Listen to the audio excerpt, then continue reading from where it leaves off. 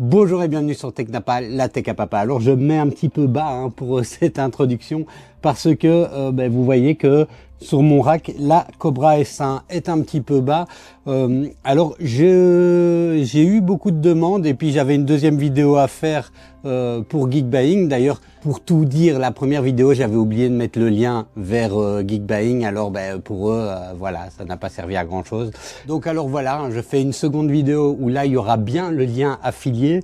Mais donc, un thème, ou en tout cas quelque chose qui m'avait été demandé plusieurs fois, c'était tiens, et si je veux acheter un deuxième ACE, parce qu'il faut savoir que cette Anycubic Cobra S1 est limitée à 2 systèmes multimatériaux multicouleurs, donc on ne peut pas faire 16 couleurs avec, mais 8, et c'est déjà vraiment pas mal, hein. Vous verrez probablement dans la vidéo que 8, ça prend déjà du temps et que ça génère pas mal de déchets. Mais donc si je veux, comme j'ai fait moi ici, acheter un deuxième ACE pour faire ce test, comment est-ce que ça s'installe? Comment est-ce qu'on l'utilise? Comment est-ce qu'on met on fait du 8 couleurs? C'est ce que vous allez voir dans cette vidéo. Allez, je vous remercie et à tout de suite après le générique.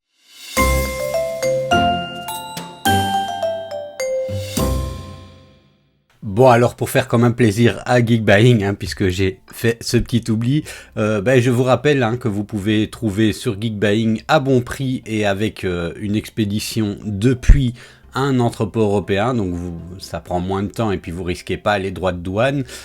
Donc voilà, vous aurez le lien affilié. Ici la Cobra S1 à 641 $ avec un ACE et puis en cadeau 4 bobines de filament, donc ça c'est plutôt pas mal.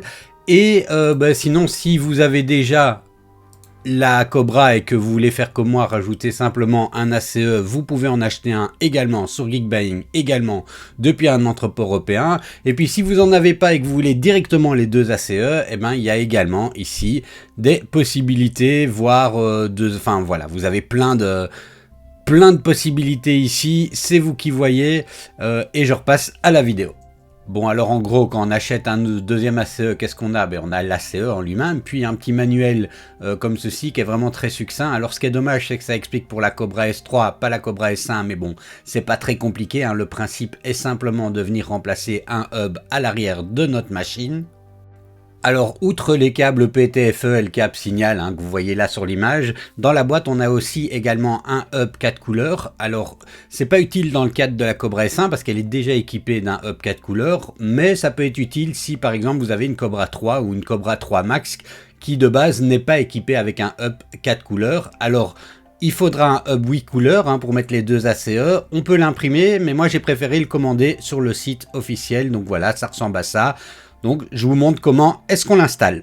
Alors, bon, la première chose qu'on doit faire, évidemment, c'est d'éteindre la machine. Et on peut trouver ici le hub 4 ports. Donc, on va devoir, premièrement, déjà retirer les tubes PTFE de l'ACE existant et dévisser ici le hub 4 ports pour pouvoir venir y mettre le hub 8 ports. Alors, on garde évidemment bien les vis. Alors comme vous voyez, ça ressemble à ça, c'est le même hub 4 ports qu'il y avait dans la boîte. Et on vient mettre à la place celui-ci, le hub 8 ports. Il suffit de le glisser dedans à la place. Et puis on vient remettre les tubes PTFE qu'on avait déjà du premier ACE. Donc un par un, il y a 8 ports, on met où on veut. On vient ici à l'arrière du nouvel ACE. Prendre nos 4 tubes PTFE et venir les fixer là. On vient prendre notre câble signal qu'on vient brancher sur les 6 ports sur ce ACE là et sur les 4 ports qui seront restés libres de l'autre côté sur l'autre ACE. Bon, alors pour l'installation et l'empilement, là c'est vous qui voyez, il y en a qui font des étagères, il y en a qui les mettent les uns à côté des autres, d'autres qui les empilent et quand ils ont besoin de changer de couleur, ils déplacent comme ça et hop, ils viennent changer de couleur. Bon bref, ça c'est vous qui voyez.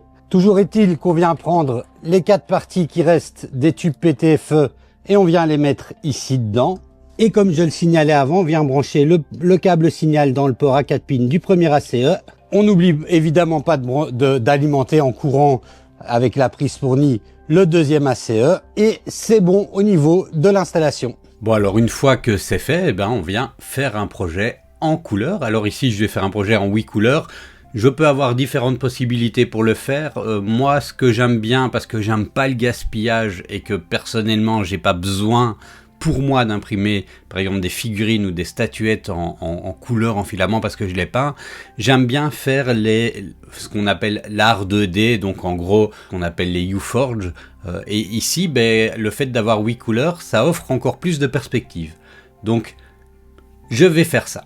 Alors, voilà le modèle, hein, donc comme vous pouvez le voir, c'est Mario. Par contre, évidemment, le fichier 3MF a chargé les couleurs, mais n'a pas chargé la coloration. Donc il va falloir que je vienne faire les colorations moi-même. Bon, c'est pas très compliqué, hein, grâce à l'outil Color Painting et à la hauteur de couche, j'ai les instructions de couleur. Donc ça se passera très bien. Et voilà ce que ça donne une fois mis en couleur. Alors ça va pas donner ça à imprimer normalement, hein.